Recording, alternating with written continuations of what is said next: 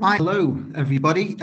My name's Danny Moore. I'm one of the co-founders of Farmacy Co-op.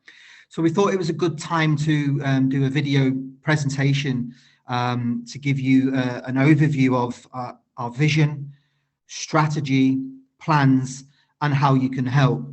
But part of this presentation is to also to give you a bigger picture view to what we're doing. And as you'll see, Farmacy Co-op is just one project, which is part of a much bigger vision, and I'll go through that today. So, starting with the vision, we thought we'd start with this quote: "Whatever the mind can conceive and believe, it can achieve." I'm sure a lot of you have heard that quote or seen that quote before from Napoleon Hill.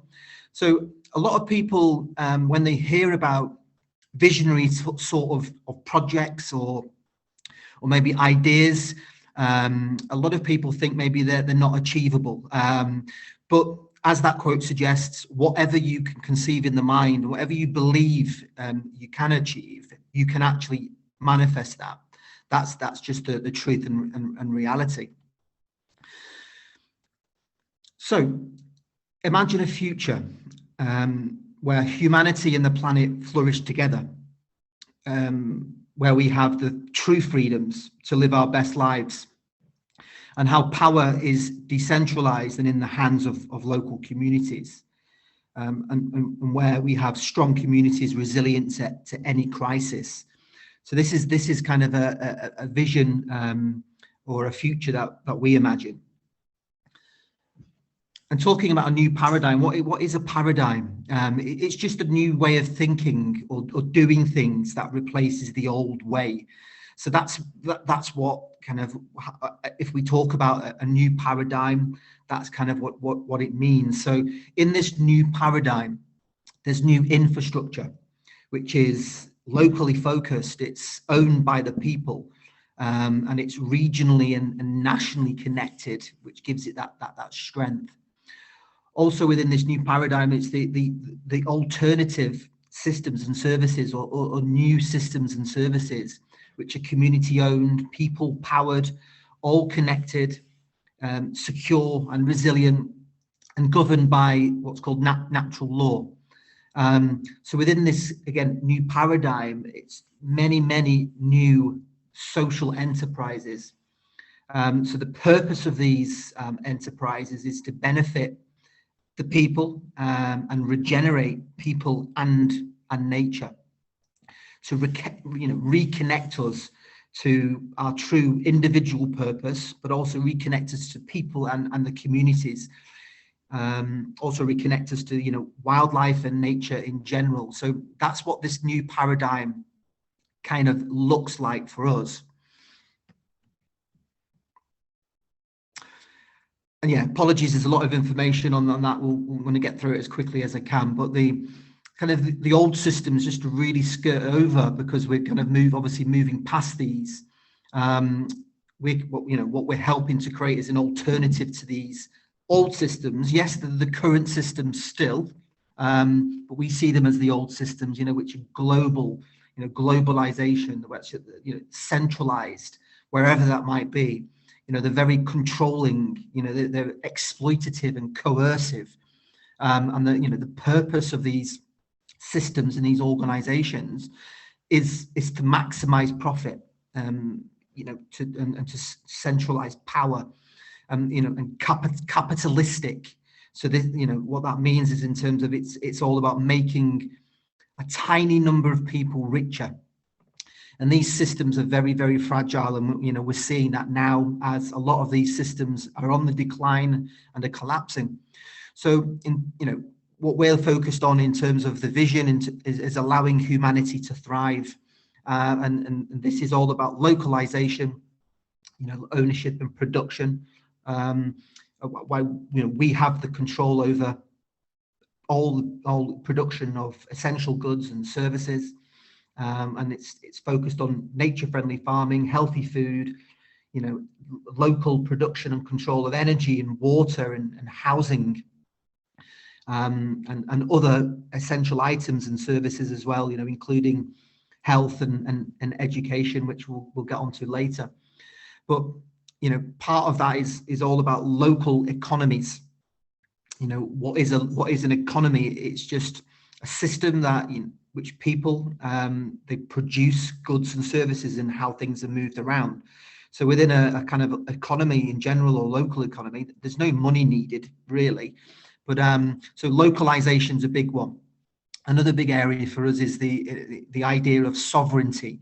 So obviously we've got the individual sovereignty, so that's just kind of ownership and control over your life, and what you need, being empowered, following our passions,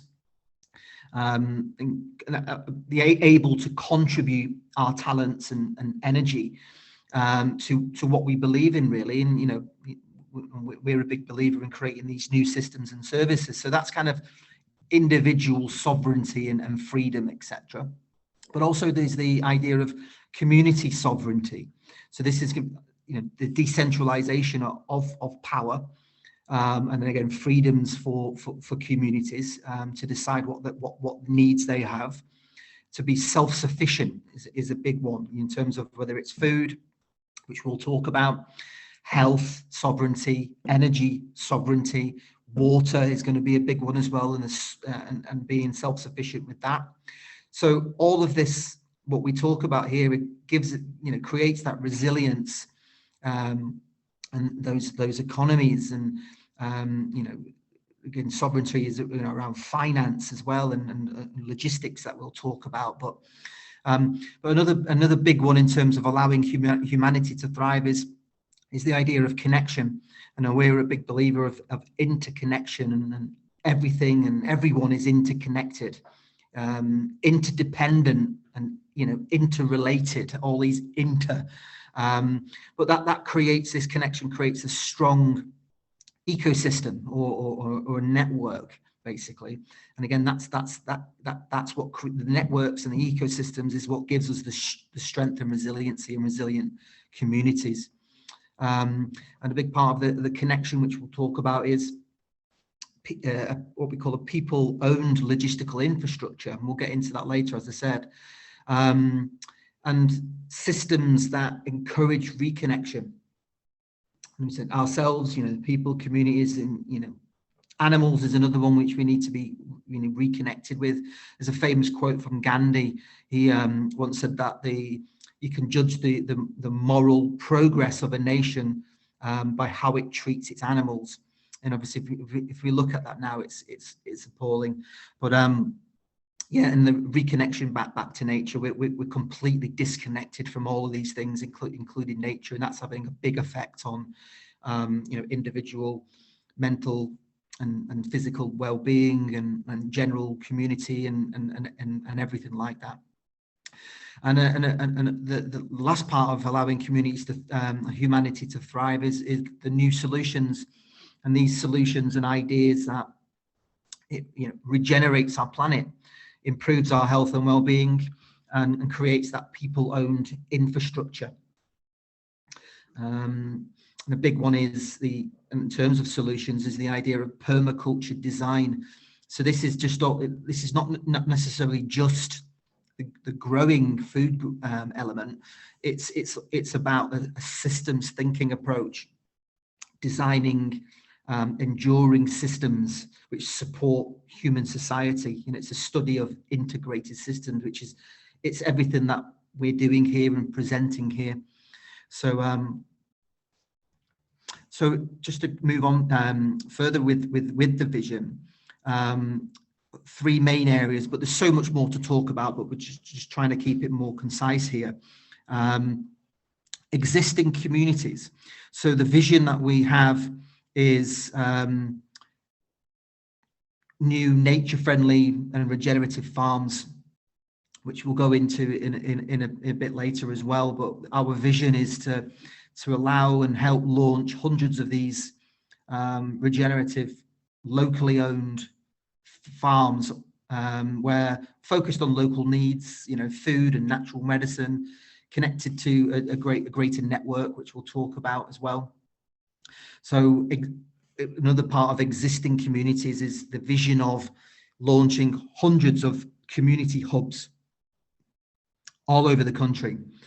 So this could be existing buildings, and there's so many empty buildings at the moment, as you'll know, retail, industrial, churches, all sorts of buildings that could be available for these community hubs, or whether it's newly created hubs on land, which again we'll talk about shortly.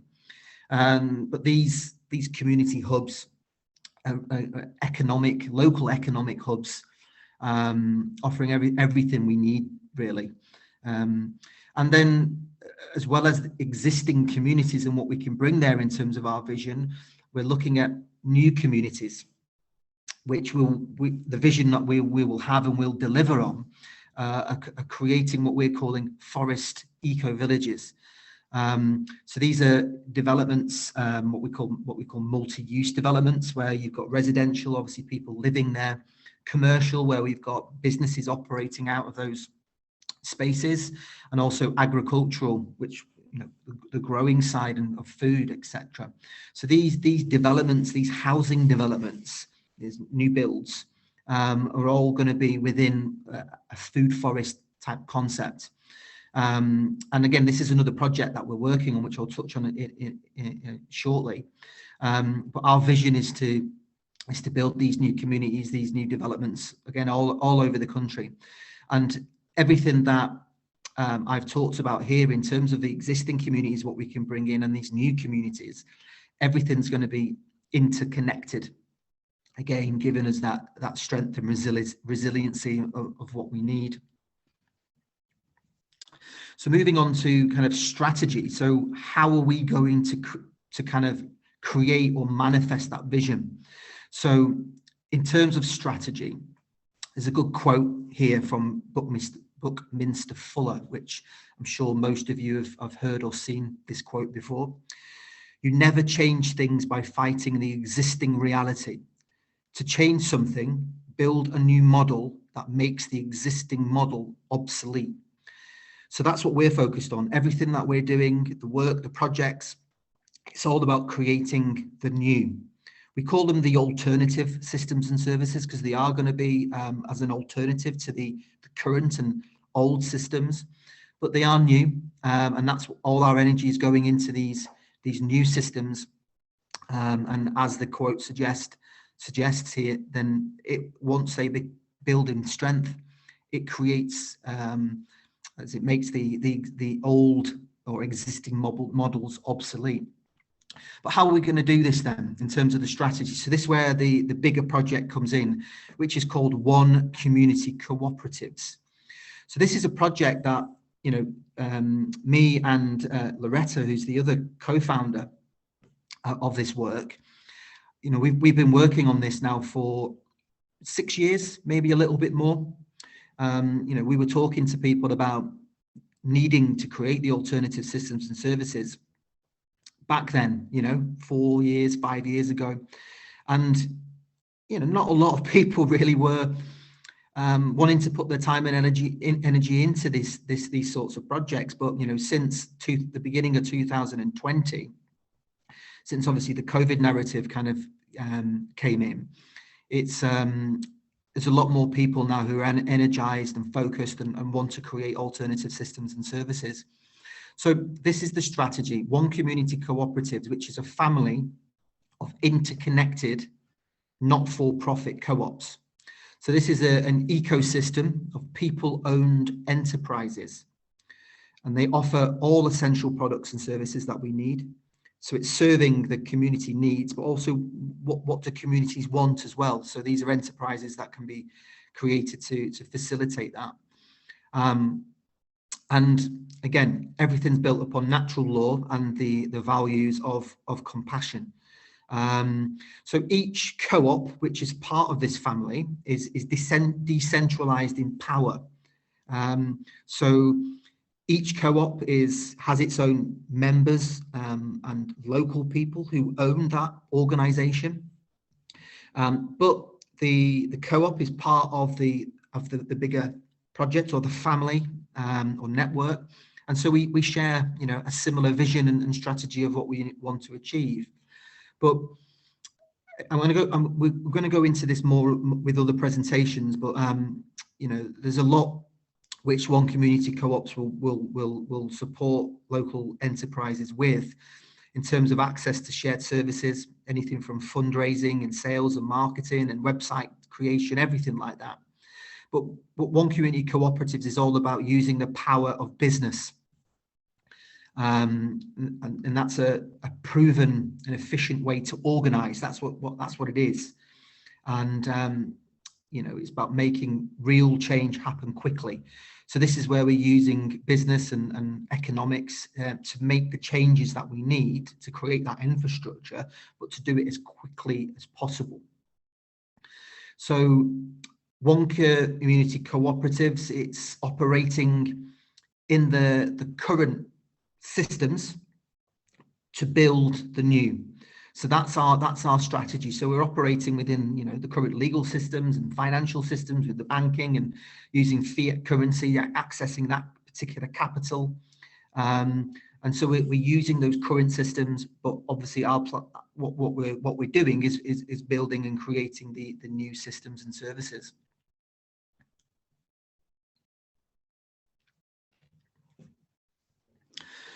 So in terms of what we're focused on, it's the solutions which everyone will agree with and support. Well, most people anyway.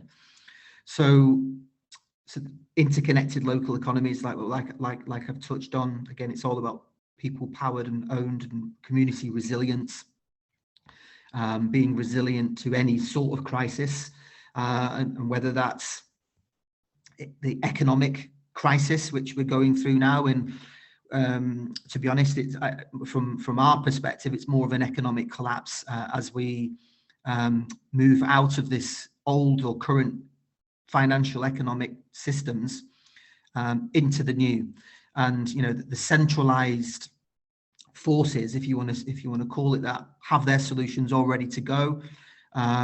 So what we're helping to create is that alternative.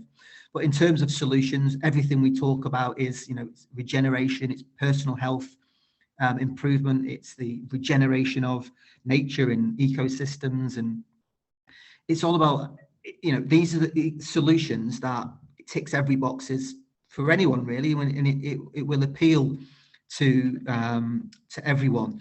So whether that's the mainstream, there's a lot of people who want to help our projects and our work, who are more what you'd say mainstream in thinking, who are focused on and believe in what we're doing, which is fantastic. And there's a lot of people as well as part of this project who are more what you'd say alternative in thinking.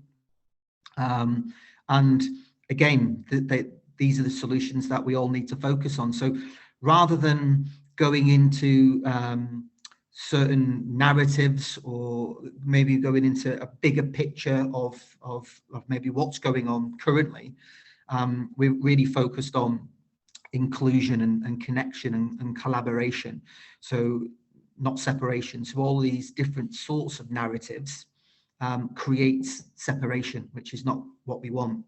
And again, in terms of the solutions, it's all about well-known business models, which we're using. Not-for-profit business model, which I'll talk about in a second, and again cooperatives and that sort of ownership model.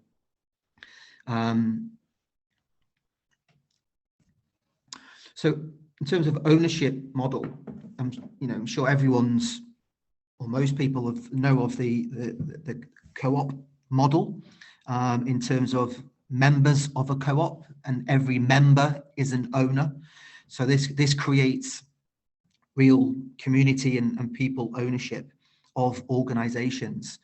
We're a big believer in what's called a multi-stakeholder co-op model, which means anyone involved in that co-op, whether it's a worker, a consumer, it could be a producer, it could be an investor, it could be a volunteer, whoever it is an owner.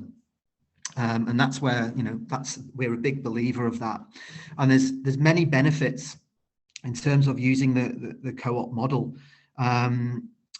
Just some of them is lower turnover of staff. As you can imagine, the people working are owners, and so they've got a lot of passion involved in that. There's higher productivity, you know, as you'd expect, people work harder for these sorts of organizations, and because of that, there's higher profits. You know, there's been studies, and I've read a lot of these studies. You know, on average 8.5% higher, but you know, some of these co-ops are much higher profits than maybe traditional capitalistic organizations, and they're much more resilient. You know, less redundancies, less bankruptcy, and these are just facts. And again, they're resilient to what's going on in the market, really. And a big one for people maybe to look at when you've got more time, and it's a model I came across probably about 6 years ago now, called Mondragon Cooperatives in Spain and in the Basque region of Spain. So they're a family of worker co-ops, 96 worker co-ops, so up to 80,000 workers, you know, huge. In terms of revenue, they're generating £10 billion a year. They're huge, and they're just a family of worker co-ops. Another big part of the kind of models that we're big believers in is the not-for-profit business model, or you know, social enterprises. So the legal purpose of these of this particular type of organization, and it's very, very clear, is it's to benefit the people, whether it's, you know, communities and society in general, and it's to benefit environment or nature. So, and that is the purpose of the organization. That's why it exists. So for-profit businesses, within their legal purpose, it's all about financial gain. It's, you know, maximizing profit, and that's what those entities, those legal entities, are focused on. And just to really, because a number of people ask the question in terms of, and if you're not for profit, how do you make money? How do you pay people? Whatever. There is a difference between non-profit organizations and not-for-profit businesses. So non-profit, like a charity, or foundations, or whatever it might be, they're reliant on donations, reliant on governments, and etc. They basically, you know, like you know, as I said, the charities, they mop up the mess of the current systems. That's what they are, and they do. Not-for-profit businesses are different. They focus on creating and generating revenue. They're like a for-profit business, as in terms of strategy, in terms of how it functions, in terms of roles, in terms of sales revenue, etc. And they operate and they generate what's called a financial surplus, so profit basically. But you know, within the not-for-profit world, it's financial surplus. So people within not-for-profit organizations, people who work for it, they typically get paid more within those organizations. And you know, the financial surplus goes back into the project for better systems, better benefits, better, you know, expand it in different areas. So that's how they operate. But there are non-profit benefits. So as a you know, a not-for-profit business, you can still got access to grants. You know, we were started with a £25,000 grant from Severn Trent, which is our water provider. You know, donations, etc., because people believe in the mission. Volunteers, again, you know, we're volunteer run, which I'll go into in a second, but it's that people believe in the mission of it, and it's lots and lots of support for these sorts of mission-driven businesses. So they're all the kind of non-profit benefits. But the for-profit kind of benefits, in terms of efficiency and productivity and how they're set up, you know, they're set up to maximize profits, and they're very, very good at doing that. So the not-for-profit businesses or social enterprises, which is what Farmacy Co-op is, and the other projects which we'll talk about are as well, they are not-for-profit social enterprises. So they've got the benefits of everything I've just been talking about. The best, what I would say, the best of both worlds.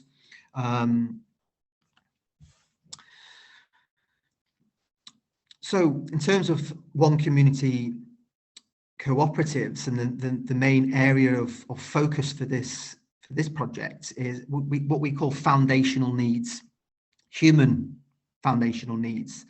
And these are the priorities which I'll talk through, but there's more to come, obviously, but this is what we're focused on.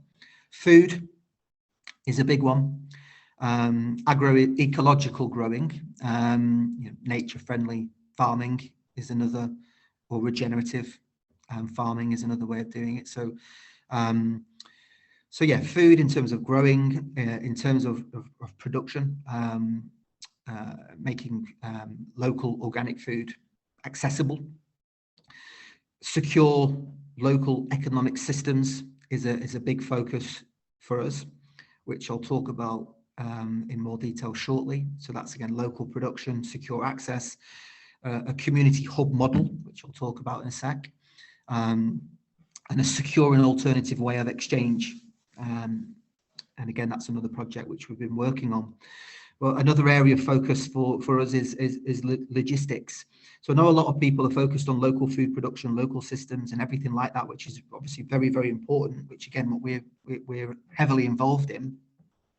But the logistical infrastructure of moving things around locally from producers, from farms, how does it get to where it needs to go, and how's it moved around, how is it connected regionally, because we can't produce everything locally at the moment, and then how it's connected nationally within infrastructure, and then the IT infrastructure which kind of supports that particular kind of operation. So logistics is hugely important, which is again a big focus for us. Health and well-being. The last 2.5 years has really highlighted a lot for people, but we've personally been involved in health and well-being and educating and training ourselves within more natural health for many years now. It's one of the reasons why Farmacy Co-op was created. And in terms of natural healthcare, it's all about prevention in particular, but regeneration and healing. The human body can regenerate and heal anything, really. So we're focused on production of natural medicines and also other kind of alternatives to do with healthcare. Housing, a big focus for us as a project, which I'll talk about shortly, and how that's linked to energy, community energy and water management and self-sufficiency, and education, which is something we've not really spoken about that much because it's part of our priorities, but it's we've been focusing more on food and logistical infrastructure up to now, but education's also a big one. So what we call it, the priority projects, part of Community Co-operatives is there's 3 main projects. One of them is Farmacy Co-op, which is what a lot of you will be aware of, which has been operating for over 2 years now, and I'll go into that more shortly. The second priority project is called One Community Network, another not-for-profit co-op. And then the third priority project is called Ecommunitas Cooperative, and I'll go into that and give you an overview on that shortly. So they're the 3 main projects as part of the One Community Cooperatives vision and strategy. So I'll start with Ecommunitas Cooperative. I'm going to create a separate presentation for this project, and that will be launched in a few weeks. So at the beginning of January, so we're only a few weeks away, because this project's going to be launched for the new year. So as I said, it's another not-for-profit social enterprise, so kind of, what we say a sister business of Farmacy Co-op, and I said launching in the new year. So just to give you a kind of an idea of why we came up with this name. So Loretta and I, again, have co-founded this particular business, but it's another cooperative, and again, it's going to be a multi-stakeholder cooperative, so everyone involved in this will own it. So it's taken 2 words, combined the 2 meanings of those words to create like a new word. So eco, obviously we've all heard this many times, this word, but it comes from ancient Greek it's the word ecos in ancient Greek, and it basically means house. So it's when you say house, what is within a house, you know, what things are produced, things are moved around, you know, it's a system basically. And there's many words that use, you know, the word eco, so ecology, you know, economy, you know, ecosystems. So we all know what they all mean. And then the second word, which some people might not be more familiar with, is the word communitas. So that's actually Latin. And so what that word, or what the meaning of that word, it's all about solidarity and bonding, or what they say, a transitional state together. So the very spirit of community. And another meaning or explanation of communitas, to use it. So in communitas, for example, you would say it's about people standing together, even outside of society. So community spirit, transitional. It's, you know, it captures basically what Ecommunitas is going to be doing. Those particular meanings. Yeah. So what is Ecommunitas Cooperative? What we're going to be doing? So that particular project and social enterprise is going to be focused on affordable housing and property development. So as I touched on earlier, in terms of the bigger vision, these developments, these housing developments, are going to be built within forests, food forests. So we've given them the name like forest eco villages, but also forest eco neighborhoods. So as it would suggest, you know, a neighborhood is a smaller number of homes, a village is larger number of homes, but also more services on site. And I'll go into that a little bit today, but more in the presentation for January. So Ecommunitas Cooperative will also be, you know, focused as well as housing, food element. So these housing developments are you know, self-sufficient communities, basically. So how, you know, food is a big part of that, and how we will partner with our sister business, Farmacy Co-op, for that side of things. And, you know, energy and water is a big part of that, how those developments will create their own energy and water and be self-sufficient. And a big thing is community, how community is created in many ways.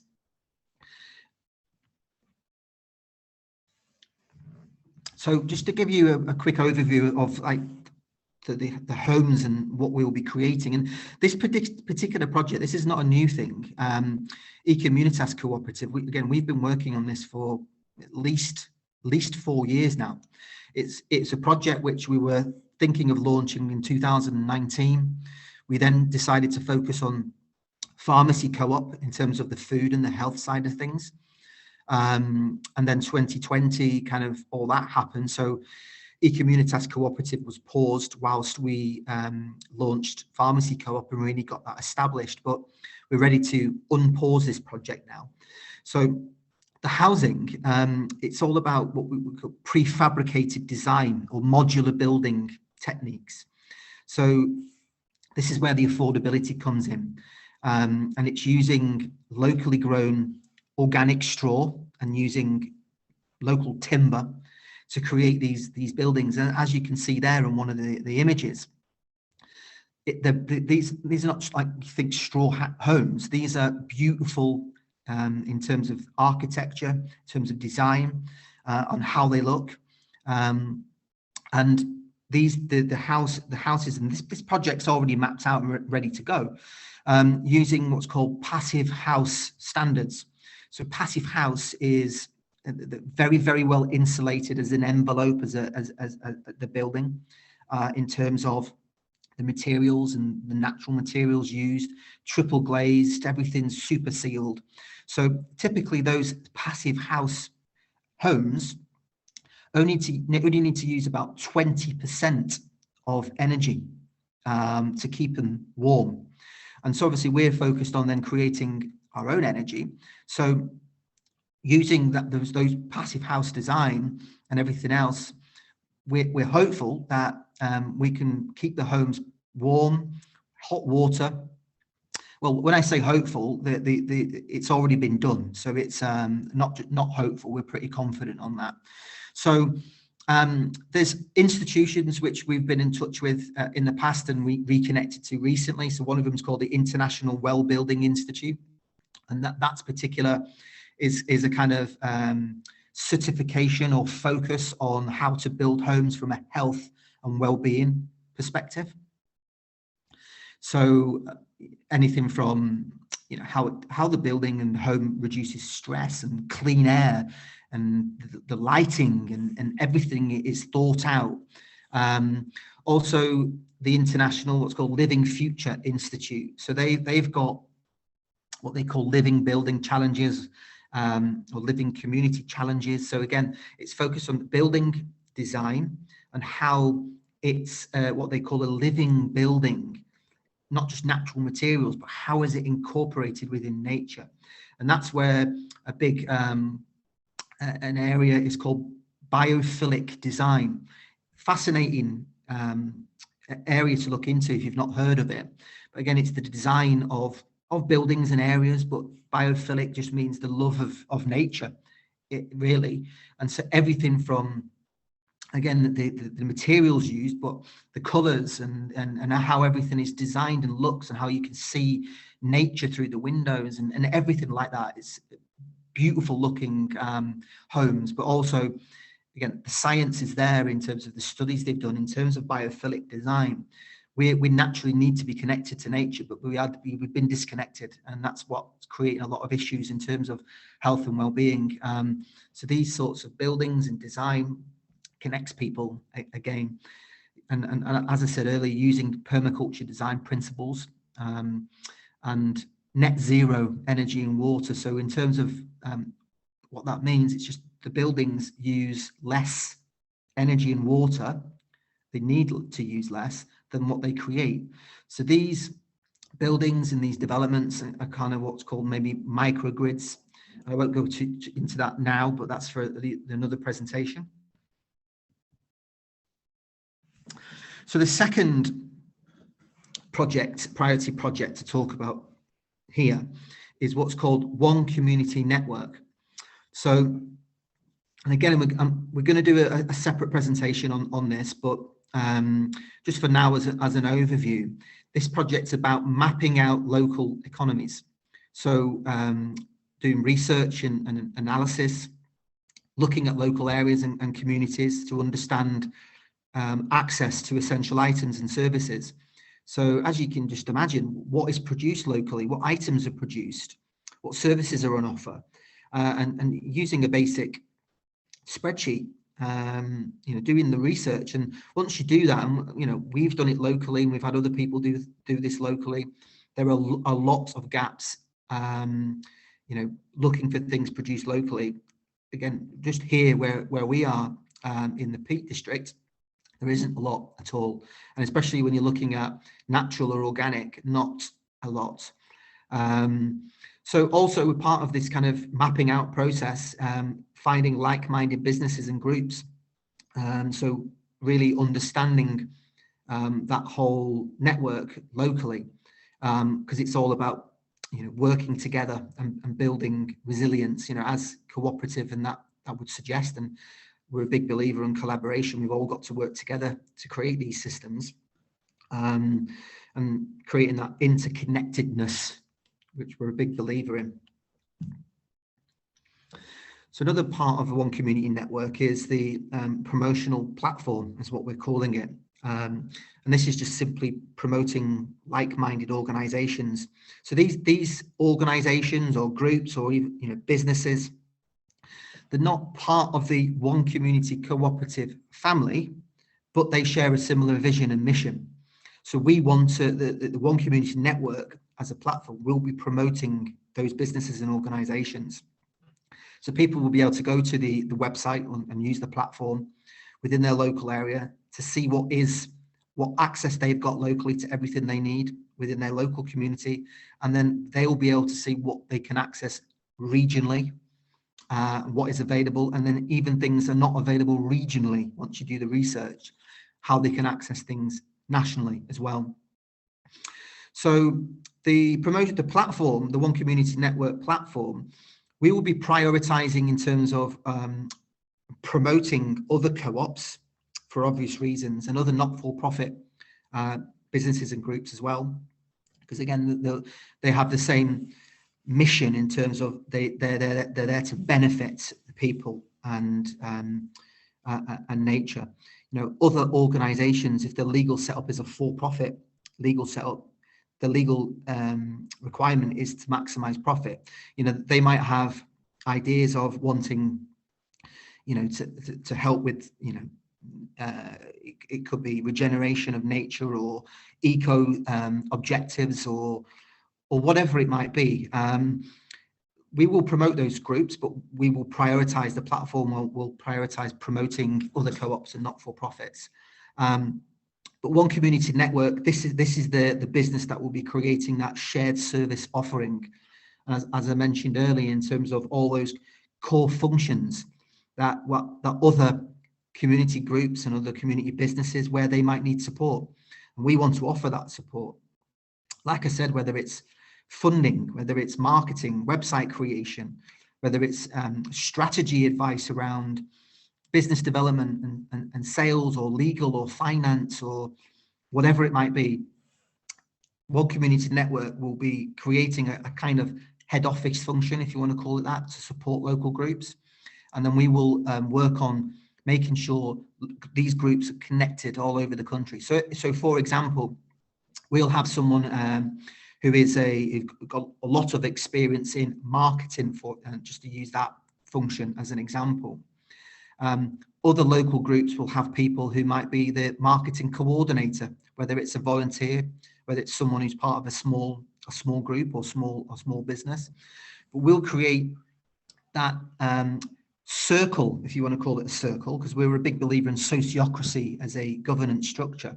But just you can use the word team, where we can have all the different marketing volunteers from all the different groups all over the country, all working together. We can provide advice and guidance and strategy, but we can share ideas and everyone can support each other. So again, that's that big, you know, the vision we've got in terms of networking and ecosystem kind of ways of doing things. So another part of the One Community Network is part of the strategy of that particular not-for-profit co-op is the community hub model. So they will be so One Community Network will be focused on, you know, getting the funding and creating the blueprints of, and so being able to replicate community hubs all over the country. And these community hubs will be separate organizations, as I said earlier, locally owned by local members, decentralized in power. But One Community Network will be about those blueprints and then allowing local groups to create their own community hubs and organizations. So, you know, this could be existing buildings or acquiring land. And so within those community hub spaces, there could be all sorts of services on offer, but you know, picking and packing operations like what we've got here in Bakewell at the moment for Farmacy Co-op. Warehousing and distribution could be part of these community hubs because it's maybe locally focused. But some of the core and essential services is more kind of retail, if you want to call it that, like a local farmers market concept within those hubs, or local economic hubs. So everything what's produced locally could be within that hub space for people to access. Eateries, locally made food, people can go and access pre-made food within those spaces. When I say eatery, you know, think of cafes and other things like that. Health services is another core service those hubs would offer. and other, so many other services, whether it's educational or anything else, business services. But it's up to the local people to decide what goes on within those hubs. And these hubs across England, across the UK, are all connected again, offering that secure access to food and essential items as well as other services. So just lastly on One Community Network, another the kind of different phases of this, what we've got as a strategy is what's called offering mutual credit infrastructure. So these are what, whether you want to call it historical economies, ancient economies, were built on. I know a lot of people think it was more bartering, and that's obviously had an element of local economies, but it's been more about mutual credit. And what mutual credit is it's just what we would call a ledger. So a ledger is a book. Traditionally, it was in a book written down, but it's like a collection of accounts. So it just kind of keeps account of transactions. They're all recorded. So whether it was written down or now we've got the technology. And just to clarify on One Community Network, this is a project we've been working on for a few years. The technology of offering mutual credit as a platform has already been developed. It's ready to go. It's just that this project's was paused. So mutual credit offers communities trade without any money, the need of money. So it's what we call what we see as the backbone of a local economy. So as our current economic systems, as they continue to collapse, things, inflation's going to continue, continued excessive inflation leading up towards hyperinflation as things, the cost of living crisis will get even worse, unfortunately. So money will be much more difficult to come by, a lot more poverty, etc. So the mutual credit gives everyone secure access to all essential items and services that they need and their family needs. So anyone can contribute, so everyone can have access. So if you've got no money, got no job, it doesn't matter. You can still access healthy food, all the items you need, and services you need. So just there's so many examples of this working all over this country, all over the world. But just to mention one of them, it's called Sardex, which was developed in an island called Sardinia, just off Italy, in 2008 with one of the economic downturns, credit crunch, I think they called it back then. They had no money, no one had work, the factories weren't working, they couldn't buy food, they couldn't do anything. And then they thought, well, it's actually someone I know who went to the same university as me.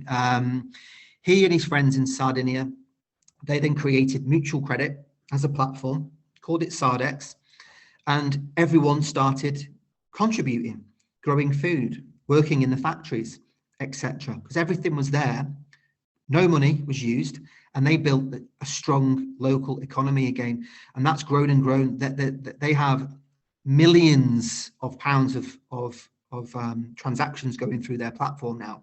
And that's just one example.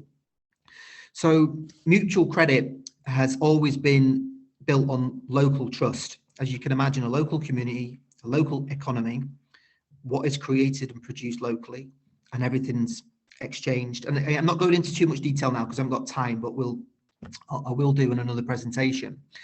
But the technology that we've got now and we've got developed, as well as having local mutual credit platforms or clubs, we can now connect local mutual credit clubs to other communities. So if you can imagine accessing something, if I can't get hold of it within my local community, so no one is making natural soap as an example, but another community, someone is creating soap, I can use the mutual credit, I can access soap as an example. And I'll go into that in more detail another time, but moving on. So just to get on to Farmacy Co-op, because obviously this is the project which Loretta and I have been focused on, and most of our time now for the last, what is it? It's coming up to nearly 3 years. So we launched Farmacy Co-op in February 2020, literally just before COVID was a thing. And as the name would suggest, it was always about farming or regenerative farming, local, access to organic produce, but connected with healthcare and how those two systems should be working together. And that famous quote from Hippocrates, which is "Let food be thy medicine, and medicine be thy food." That was a big part of what we believed in, and we launched it just before the first lockdowns, etc. But since all that kind of took place, we did shift or pivot a little bit and change kind of what the plans. We're still doing the same thing. It's the same strategy and vision, but rather than being more locally focused, we've kind of then expanded that out to create this national infrastructure. So Farmacy Co-op is another not-for-profit social enterprise. It's actually technically a worker co-op. So we've got 2 workers, which is me and Loretta. With the co-op, a member is an owner. So we have 2 workers or 2 members at the moment. So and one of the workers, which is me, is paid part-time to coordinate the Farmacy Co-op project, or run the business essentially. It needs much more time than part-time, and I'm working full-time hours on it, basically, but it's got to be done. But it's the business itself is run by volunteers. The packing and the distribution, which we do every 2 weeks. There's 40 people now, 40 volunteers helping us with packing and with driving, etc. And without these people, these are amazing people, and without these, Farmacy Co-op wouldn't really exist. So a big thank you to everyone who's helped us from the beginning. A few people to mention, so we can't go into into everyone's names, but John Licata, who's our very first driver, who's still helping us now.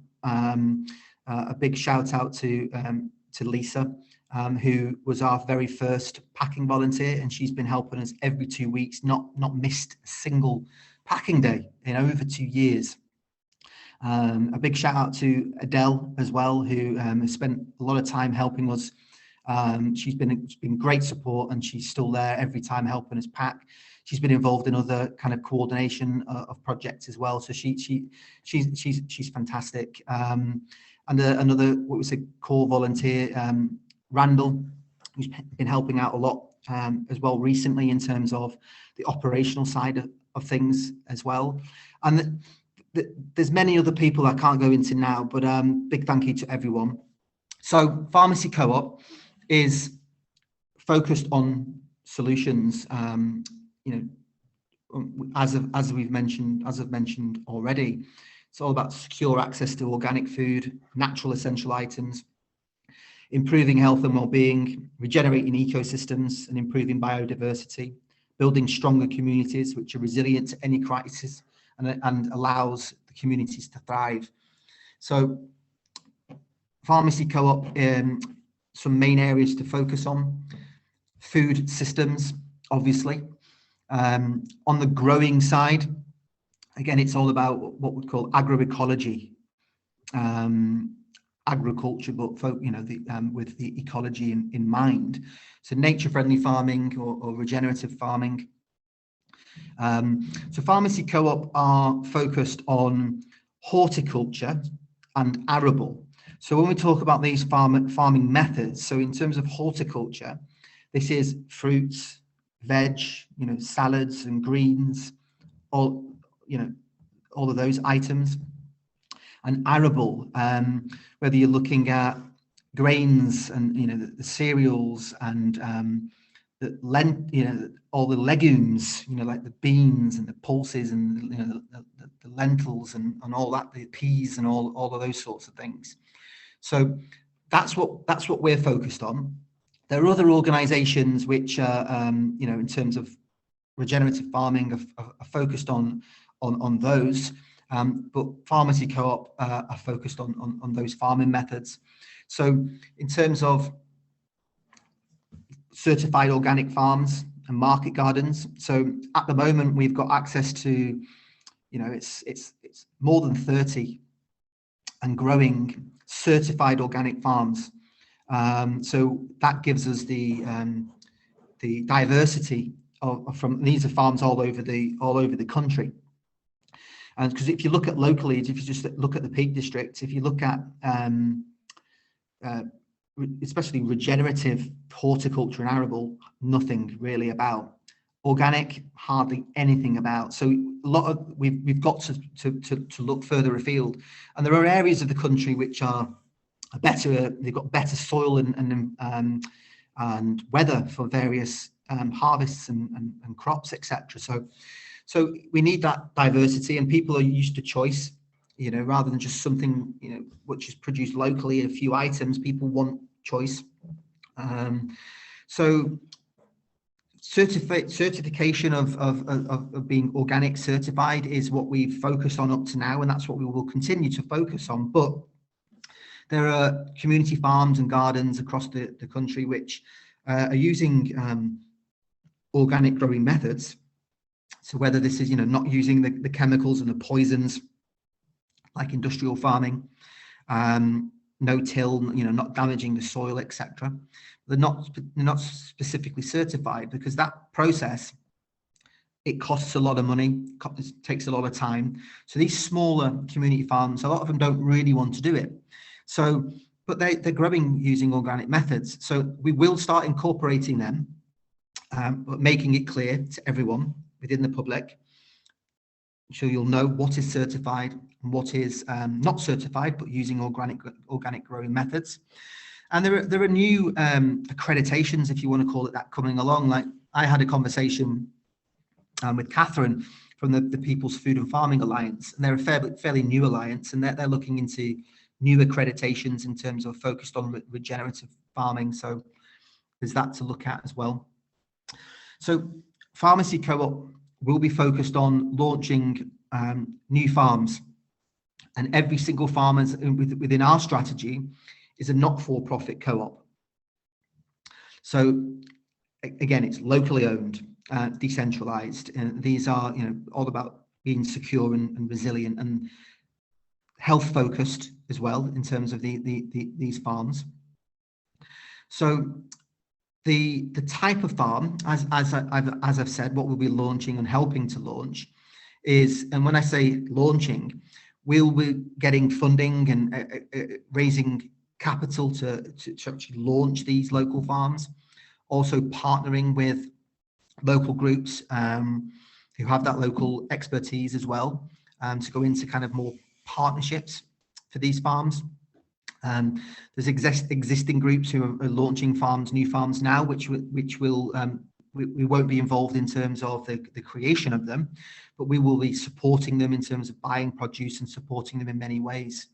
So so the different types of farms we're looked at, as I've said, regenerative horticulture, regenerative arable. We're going to be focused on food forest design and implementation. Agroforestry is a big part of what we'll be doing, and market gardens. So they're kind of three main types of farms. And as I've said, locally owned and focused, and connected to our network. So these farms, as I said, locally focused, producing harvests and the fruits and the vegetables, etc., for the local community and their members, but surplus that they can create, we can buy. Our network, our co-op can buy, which keeps them financially sustained as well. So all these different projects have to be financially sustained. So that's what we're focused on as well. And whether that's acquiring land And there's different ways of acquiring land. It doesn't have to cost any money either. We've had calls of people wanting to donate land. We've had calls and emails of people wanting to lease land and give us land for us to use for food production. And there's other ways of acquiring land through what's called like a community land asset transfer or a community transfer. So local authorities own a lot of land.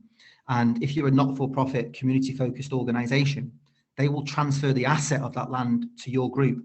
So they don't own it anymore. You own it, the people own it, and you use it to grow healthy food. And we're going to be focused as well on converting industrial farms. And there's different projects who are already doing this. And what I'm saying now, it's nothing majorly new. It's just that this is what we're going to be focused on within our project.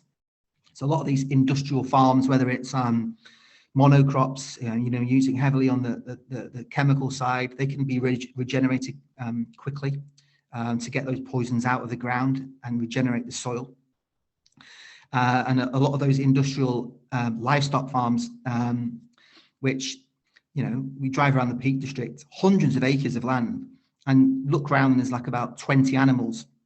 And these animals, a lot of them are not being produced, if you want to call it, for local markets. A lot of them are sold and exported. It's not that the land isn't being used for our benefit. There's thousands of acres of land there from industrial livestock farms, which we could use. So yeah, that's all the launching the new farms. And just to whiz over the collaborations, we've spoken to some of these share our vision as other organisations which again we're focused on the solutions which we agree on. They might be aware, maybe have different beliefs on certain narratives, but it is what it is. If we're focused on the solutions collectively, we get there quickly. So here's just a few of them. Sustain, which is the Alliance for Better Food and Farming. I've been in touch with them for years. Some great work, lots of good programs, solutions focused like us. They're a registered charity, so they're very connected to government, and they lobby government, and so they're doing great work, and maybe believe more in terms of the government assistance and support, and how important the government is in what we need to do. Where we've got another alliance called the People's Food and Farming Alliance, who I mentioned earlier, who are a newer alliance, who they're all focused on obviously similar things. We share the same vision and mission, but the People's Food and Farming Alliance is more about people power, creating these solutions and being not for profit, owned by the people, which again we're aligned with. But here just a few of others, as I've put on there. As you'll see, Nature Friendly Farming Network, the Organic Growers Alliance, the Land Workers Alliance, which you've probably heard of, Fruit and Veg Alliance, lots of different alliances. The Ecological Land Co-op, who are doing fantastic work. And lastly, just to mention the Kindling Trust. I love what they do. Another not-for-profit co-op, Manchester-based. They recently, I say recently, it must be over a year now ago, they raised, I think it was about £1.2 million to acquire land, maybe up to 200 acres, focused on agroforestry, which is we're a huge believer in. So we there's a lot of work that we can do together. And still on food systems, away from the kind of growing side, production. So using the harvests, what is produced from these horticultural and arable farms, and making pre-made food, locally made organic food. And this could be anything. I've just put here, just easy examples as in soups and salads and sauces and so many different things that can be produced, as well as the smoothies and the juices, if you think more from a health perspective. So using access to this healthy organic produce, local people producing pre-made food, because it's all about easy access. If you want to get healthy food to people, it has to be easily accessible, and convenient is a big one. you could drop off on their doorstep a box of fruits and vegetables. That is still not convenient enough for a lot of people. So in terms of easy access, it's already been produced, it's already made. The distribution network that I'll talk about shortly in terms of home delivery and local collection points to make it accessible. And then the community hubs, which I've mentioned within those spaces, retail that will be selling pre-made foods and other staple items as well, food items. And what we say, the eateries, like the concept of local cafes or restaurants within those hubs, again, all locally created food, locally made food. So that's the production side. And Farmacy Co-op is also a huge believer, as I've said, in terms of that logistical infrastructure and the importance of the distribution network. And so what we've created so far is a distribution network, and as the name would suggest, we can distribute out from one location. We distribute from Bakewell in the Peak District as north as Leeds at the moment, and as south as Hertfordshire. So we've got a pretty big distribution network already, and we have national drivers. We have what's called, we call regional drivers, with guys with vans and girls with vans, and also mainly local drivers, volunteers, where we drop off boxes at their homes, and these people then drive around their local communities delivering boxes. So this distribution network is expanding, and what we're focused on is expanding all over the UK to get into as many communities as possible. So we can offer home delivery for that convenience, but we're going to be, for next year, really focused on what we call local collection points. So these are all sorts of venues. So this could be pubs, cafes, social clubs, churches. We've got churches already doing this, where people can order from us online, have it delivered to the home if they want, and pay that premium, or see where the local collection point is and pay a reduced or a cheaper delivery cost, and then go collect it locally. And these local collection points, is what we see is the beginnings of a community hub, etc. And so this, the distribution network, this infrastructure, again, people, we own it, the people own it, the drivers, the people use it, we're all going to own it. And this is the alternative, these are the alternative systems that we need. And this network will and is going to connect local communities all over the country. So just to touch on community hubs, we've got one at the moment, which is the hub in Bakewell, where we pack, pick, bit of warehousing, and local people come, and we have lots of volunteers and local people come in to kind of chat and socialise. So that's the first one, which we're creating blueprints for in terms of operations and processes and systems. As you can imagine, it's quite complicated, packing hundreds of boxes and picking hundreds of boxes. So the community hubs and that particular strategy, we're going to be working, Farmacy Co-op are going to be working with One Community Network and also Ecommunitas Cooperative to develop, to deliver this community hub model all over the country. So One Community Network will be focused on those local economies and looking for current empty venues that we could use. And Ecommunitas Cooperative will be building the buildings and those new venues on land. And then what Farmacy Co-op will be focused on bringing in is focus on the food and the health side of things. So as I said earlier, the retail, the farmers market, the eateries, and the health services. So that's what Farmacy Co-op will be doing. And there is funding available. We've got applications in now for creating more community hubs.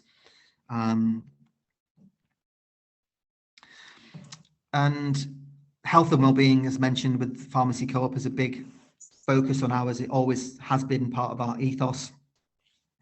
Again, as I mentioned, focus on the solutions, organic and natural products, You know, the funding that we're going to be getting in as well is going to be more focused on health and well-being, on health programs. We did get some funding a couple of years ago when we did a basic immune boosting program where people got the healthy food, fruits and veggies for over a 4-week period, some natural supplementation, a 4-week program.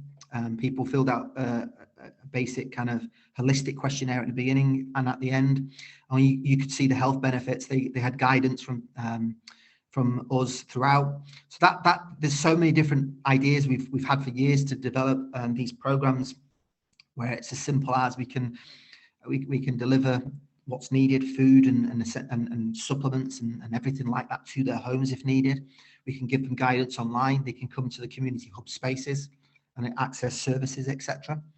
And yeah, there's other organisations to collaborate around the health and wellbeing side as well. So Farmacy Co-op is what we say, you know, the vehicle which is allowing us to create everything else. It's because we've been operating now for like 2.5 years. We've got history, financial history, and we can access funding and grants and everything like that. Farmacy Co-op, you know, is spreading the awareness of the vision and strategy that I've mentioned. You know, it's promoting nature-friendly farming, you know, local economic systems, as I've mentioned. It's a vehicle to creating this logistical infrastructure, developing the membership and the network, and it's just, you know, the catalyst to creating all these other not-for-profit co-ops, which is going to come out of this first project and grow the family. So in terms of plans, a great quote here to say is, "Nothing is more powerful than an idea whose time has come," from a guy called Victor Hugo. And this is what we believe is so true for One Community Cooperatives as a vision and a strategy and everything I've talked about. The time is now. It's the perfect opportunity. I know there's a lot of awful things going on at the moment, a lot of suffering and more and more suffering, unfortunately, and hardships is going to happen as the old systems collapse and break down. But it gives us the perfect opportunity to create and offer the new systems and services, again, not for profit, people owned. And so I'm saying this idea, the time has come now.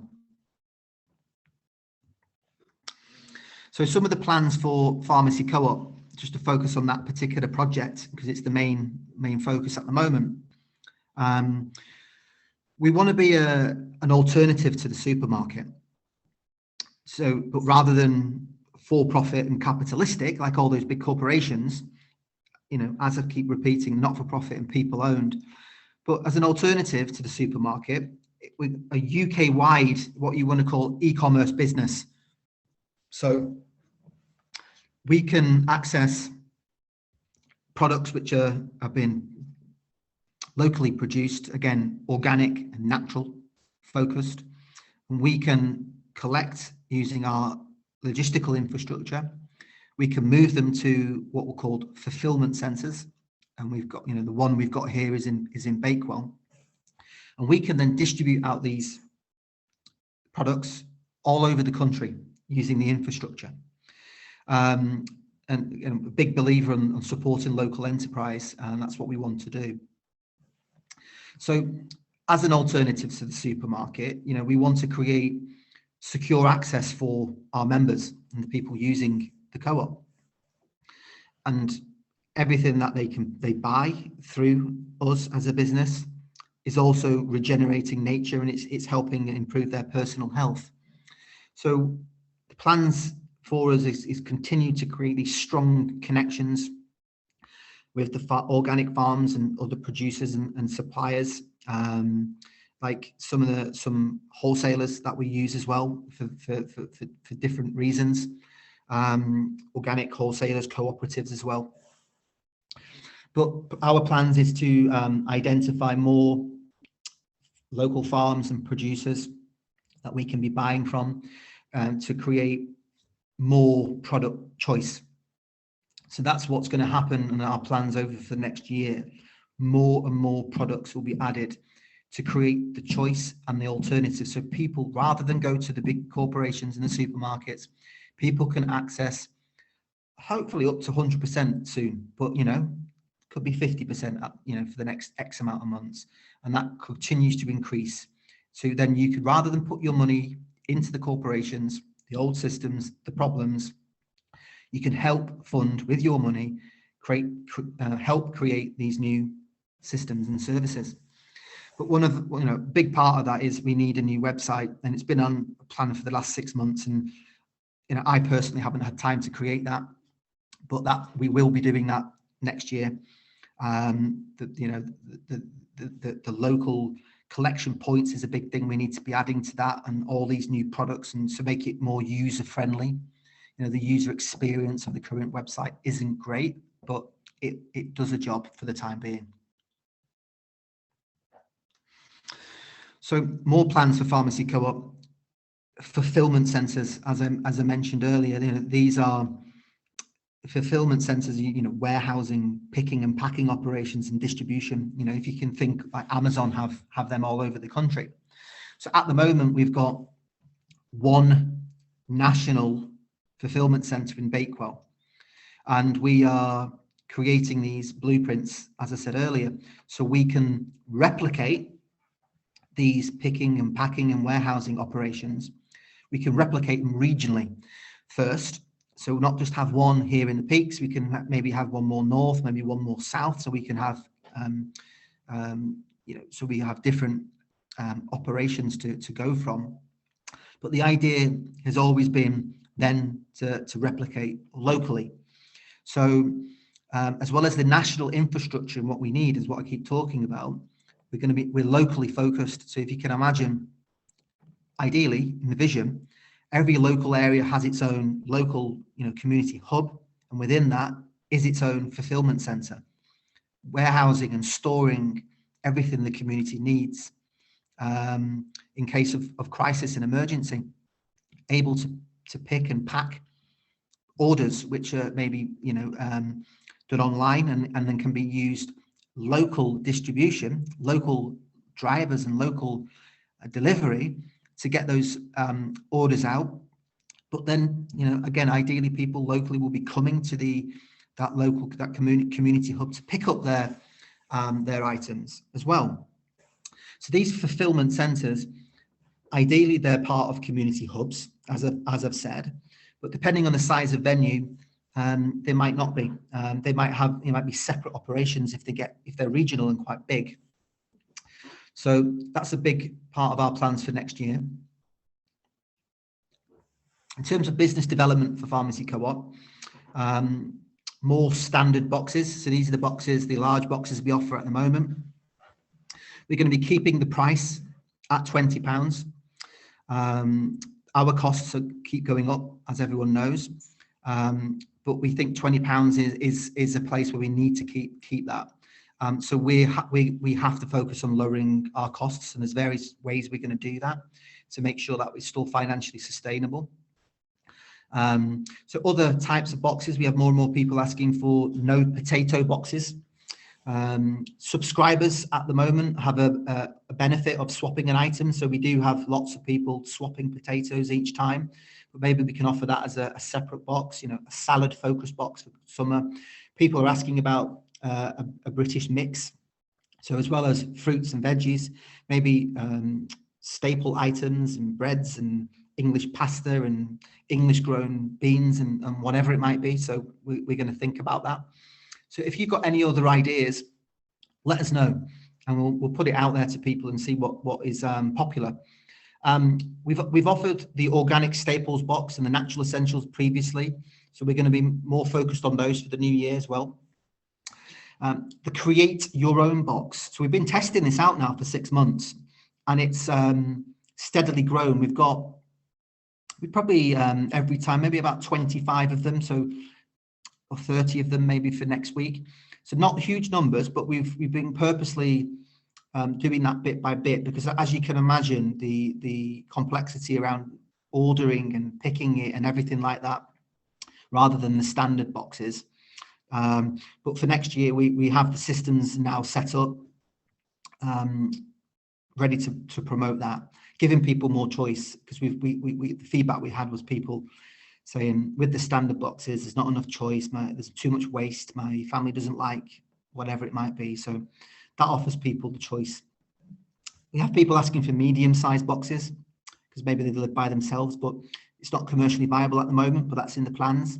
And also a big one is reusable boxes. I know a lot of people are asking for these. We want them from a financial perspective as well, but we're not quite set up for collecting and bringing them back. And so as the distribution network evolves, then we can start offering reusable and being able to collect and bring back to central points.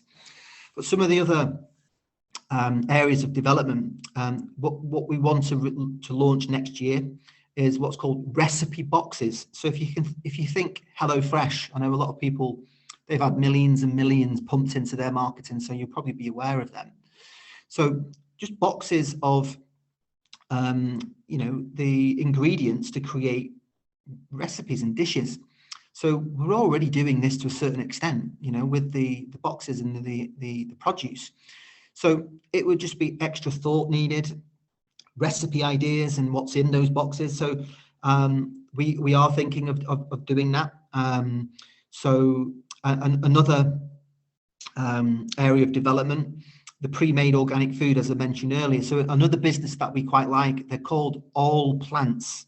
So they're a big believer of getting people to eat more fruits and vegetables, basically. And they make lots of different types of dishes. They've got chefs in kitchens, big kitchens, making these dishes. Everything you can imagine, from mains, all like curries and loads and loads of different sorts of dishes and sides and desserts and all sorts of things. And they distribute nationally. So they freeze these pre-made food and then they distribute them out frozen, and then defrost, and then you can warm them up and eat them. So if you can think that, but ours are going to be more focused locally and on organic, because theirs aren't, more local produced and then distributed out. And then the health programs, which you've mentioned already, and health products, which we're ready to launch for next year as well.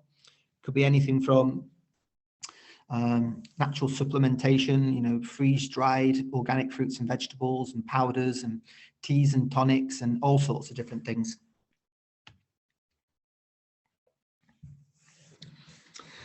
So next year for Farmacy Co-op, we're going to be expanding the distribution network. For the first half of next year, it's going to be expanding quite quickly. As I said, the local collection points. So every area which has a home delivery at the moment, we're going to offer a collection point for a cheaper option. But in terms of where we're going to be moving or expanding to over the next few months, offering home delivery and collection points, and we're already in these areas, but we're going to expand more thoroughly within these areas: Northamptonshire, Buckinghamshire, Hertfordshire, Nottinghamshire, more north of Yorkshire and all over Leicestershire, all over the Midlands, Wolverhampton, Coventry, etc. Chester and Merseyside is another easy one. So we are looking for more drivers locally, more regionally, girls with vans, and people who have larger vans. Maybe you could drive more nationally for us, so we do need more people. Some of the projects we've got for next year as well, in terms of the plans for pharmacy, there's different, some of the projects in terms of volunteer recruitment and management. So we're going to be doing a recruitment campaign, looking for lots of people to help us. So that will need to be all coordinated. The rewards program is a big one. So this is really going to help in terms of people with the cost of living crisis and people who have little money, no job, etc. They can still access what they need. And the rewards program, this is actually going already, but we just don't promote it because it needs coordination, and I haven't got the time to do that at the moment, where you can earn free boxes, whether it's standard boxes or additionals or whatever it might be. I'll go into that in more detail another time. And another project is the local producer network, as that would suggest. We need to develop the IT systems to support the logistical infrastructure and the operations. At the moment, we've got an Excel spreadsheet. One of volunteers has created this Excel, which is using pivot tables, and it's working well. But we need a systems solution soon, very soon. We're going to convert the co-op. So we're currently a worker co-op, but we're going to convert to a multi-stakeholder co-op, as I said earlier, where everyone owns it. This is going to be at the same time as we launch an investment campaign through a platform called FX. And they do investment campaigns for social enterprises, kind of community share offering idea or concept. So when we do that at the same time, that's when we'll convert the co-op. So to really whiz over, because I appreciate time and I can feel this in my throat already. Ecommunitas Cooperative launching next month with a video presentation, a website to come shortly after that, just a basic website. We'll have a newsletter for members of people who are interested in living in these developments. And the project will start, the first development, that first forest eco village. We're not sure where it's going to be yet, but that's going to be dependent on what land we identify and how receptive some local authorities are. They're going to be paid opportunities with Ecommunitas Cooperative because the funding will be coming in. And so we'll be working on that, and there'll be volunteer opportunities as well for people to get involved, and they'll know more about that particular project. One community network, we're planning on launching it in July 2023. But depending on if there's specific funding that we get and we can pay for people to work on that, then it will be sooner. Video presentation coming soon on that. And again, same newsletters and members. And we'll be looking for local coordinators who, I'll go into that another time. And again, paid opportunities and volunteers needed for that. So another not-for-profit co-op which will be launched is what we're calling it One Community Logistics at the moment, but names are to be decided by the people. So the distribution network that we've got at the moment, it's going to evolve. It's the next step where it will evolve into a separate not-for-profit co-op, and it will be a logistical co-op where everyone who uses it, the members, will own it, and it'll be a separate business. Farmacy Co-op will be a customer as a sister business, but the logistical co-op will offer its services to all local businesses and individuals who can use it. Again, it's people-owned infrastructure. One Community Health, I'm not going to go into that too much now because it's more of a launching in 2024, and also there are other businesses have now been launched who are doing similar things, who share similar visions and missions, that rather than reinvent the wheel, maybe we can partner and collaborate and get this work done. But this is healthcare, natural healthcare for locally owned, and it's available to all. So yeah, we're a big believer of that. And as I mentioned earlier, early next year, we're going to be launching a recruitment campaign, looking for support volunteers, core volunteers, paid roles as well, in all areas, whether it is driving or packing and part of the operations, people with the e-commerce or marketing experience, logistics and food and farming, and many more areas. And if you've got background in those, great. But if you've not, it doesn't matter. It's not rocket science. You can still, marketing, social media, it's simple as going on social media platforms or designing nice looking newsletters. Anyone can do it, really. Again, this moves us nicely onto the last section in terms of help, and came across this quote recently as well. From a guy called Les Brown, who's like a motivational type speaker. Help others achieve their dreams and you will achieve yours. you know, help us achieve this, you'll achieve your dreams as well. And it's just you know, a basic understanding really. By helping others, you're helping yourself, and we all work together. That's where, like we keep talking about, collaborating and working together to achieve what we want to achieve.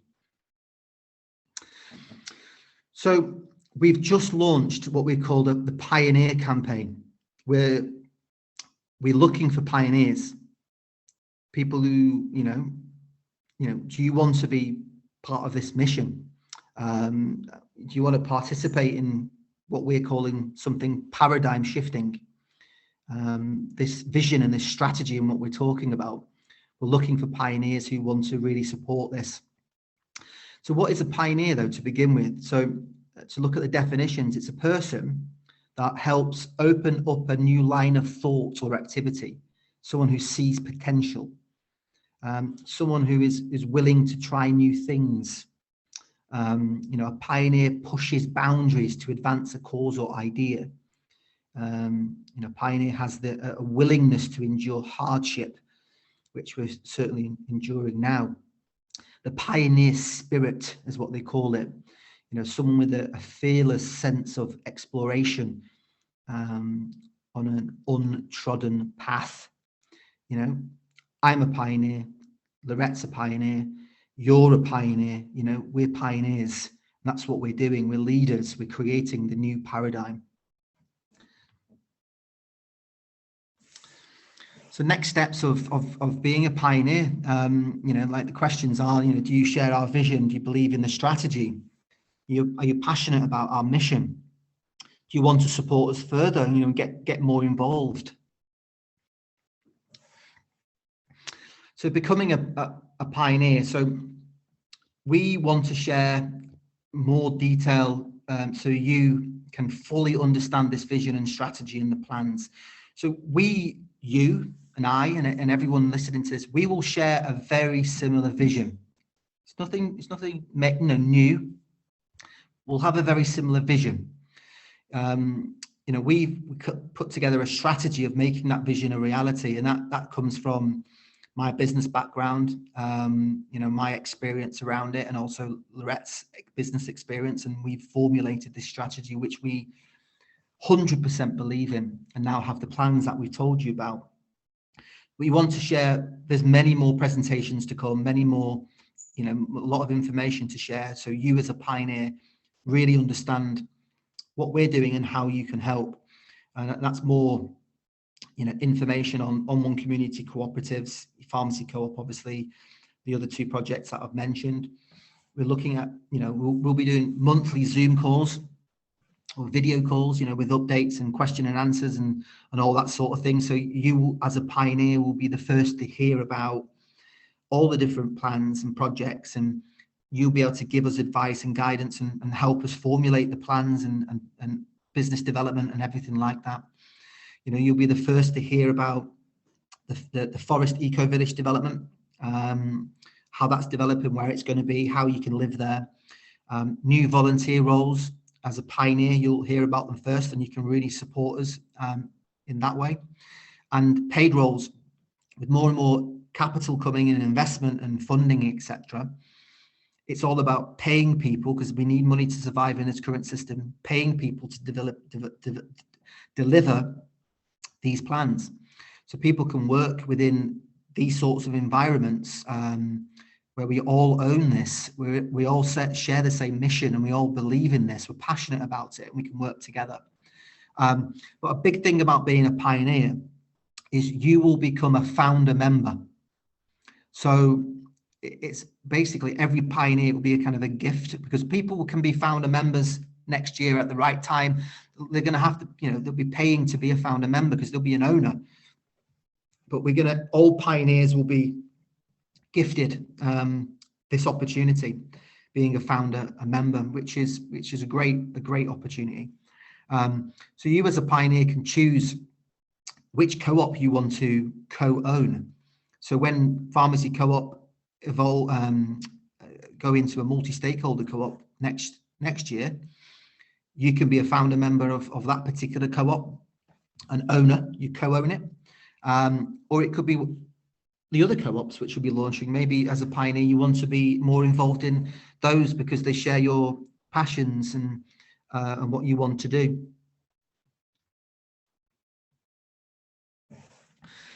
So this is linked to a crowdfunding campaign we've just launched.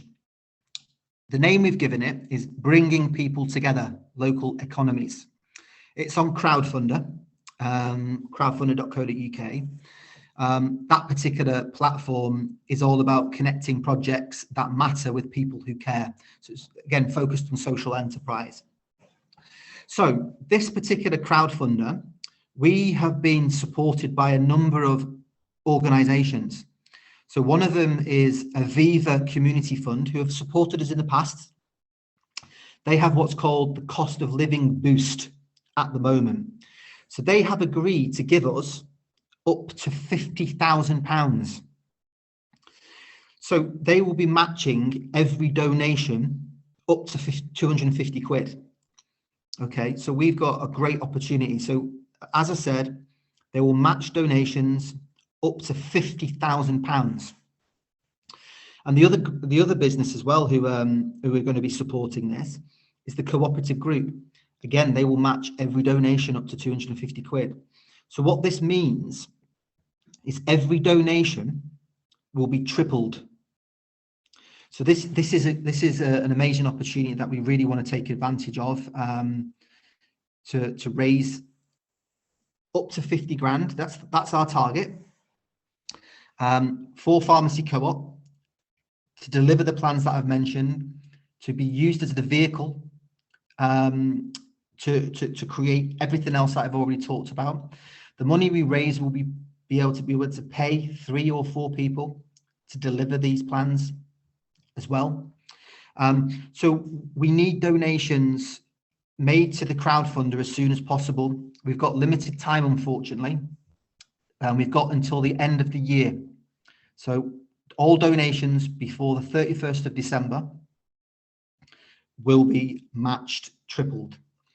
So we've got a couple of weeks, maybe just over 2 weeks, to raise money as quickly as we can. So in terms of donations, if you can please donate whatever you can afford.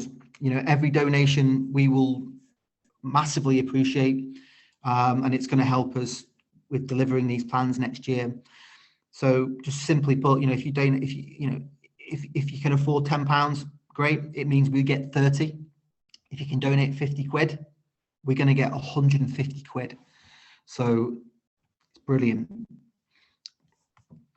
But in terms of the pioneers and what I talked about, in terms of people really getting involved, being founder members, being involved in the video presentations and the video meetings, and like it's their business. It is going to be their business. These are what we call individual pioneers. So if you can afford this and you want to be a pioneer, if you donate £200 to the crowdfunder, you will be a pioneer. You will be a founder member. And everything I've said, and what we've decided to do is break this down in terms of individuals who have been supporting us for a period of time, and we're going to email everyone out, all the volunteers and the subscribers, with more information on this. But you know, for people who have been helping us out for the last couple of years and volunteering and core volunteers, we will be offering for them to be a pioneer for free. So they don't have to donate anything to be a pioneer. They will be offered the chance to be a pioneer. It's up to them whether they choose to do it or not. But if you can donate, great. We're gonna get that donation triple, so that will be good. But as I said here, just to reiterate this again, you know, if you can donate, if you want to be an individual, if you want to be a pioneer and you can donate 200 quid, we will get £600 from your donation. Or if you've been a subscriber for a while and you donate 50 quid, we're going to get 150. And just remember, as a pioneer, you will be a founder member and you will be an owner of these organizations and this infrastructure. And the next one is what we call a community pioneer.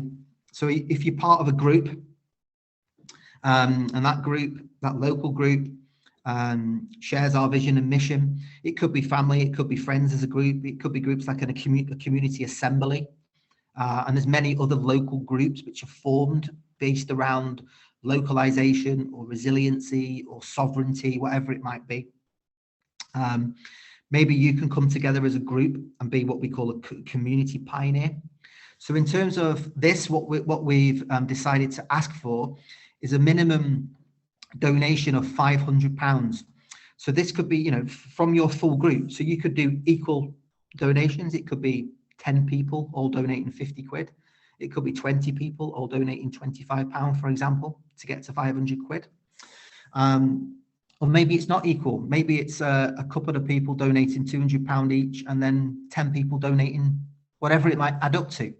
So as long as the collective, so you get as many people donating as possible from your group, and as long as the collective gets to a minimum £500, it will mean you can be a community pioneer. And this is different to the individual pioneer. So in terms of the community pioneer, if you become a pioneer in that sense, we will prioritize building these systems and services for your community, working with your group. We'll have a local coordinator for your area to liaise with your group. The local coordinator will probably be someone in your group who will be, firstly, maybe volunteer, or then we'll pay to do that, to focus on bringing a community hub for your community, looking at that secure access, looking at that local economic research, as I've mentioned before, piloting the mutual credit to make sure your community is resilient and secure against any crisis. So we're prioritizing that for you. And in terms of Ecommunitas cooperative as well, we'll share the vision with your group. It could be within your area where the first development takes place, and maybe some of your group would want to live in that sort of development. So some of the benefits as a community pioneer, the members of your group, they can access a create your own box for £25. It costs £30 at the moment. That's the minimum spend on a create your own box. But as a benefit, if they're subscribers to us, they can get that for £25, which gives them all that choice, but less commitment. They can use the 4 weekly subscription option and get standard boxes for £19 rather than 20. And also, if they order in bulk as a benefit, they can get them the boxes as low as £17.50. So what we'll have with the community pioneer and those groups, we'll have private video meetings to update constantly in terms of the strategy and plans for your area and how that's connected to everything else. And obviously you'll be involved in other pioneer video meetings as well. So just to kind of finish on how you can help. Yes, becoming a pioneer. Please become a pioneer. We want your support. We want your help. We want you involved. You can be involved in this this organisation and what we're co-creating here. But any donation to the crowdfunder, like I said, we need donations within the next couple of weeks, and they're all going to be tripled.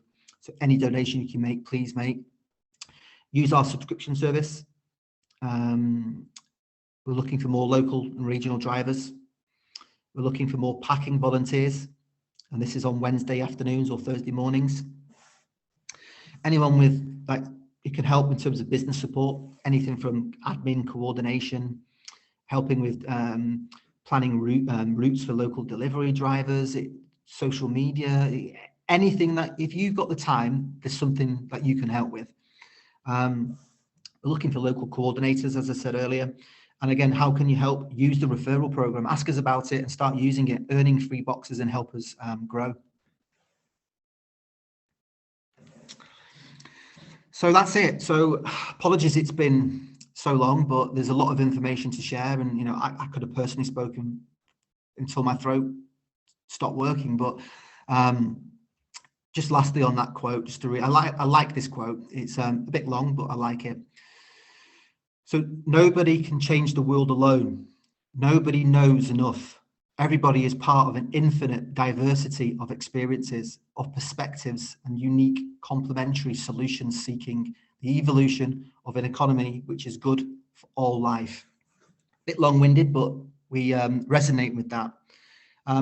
So that's the end of the presentation. We are going to put this presentation into different sections, if you want to call it that, so they're smaller for people to listen to. So we will be doing that. But thank you for listening. Please help where you can and get in touch with us. Ask any questions. We'd really appreciate your support. Thanks a lot.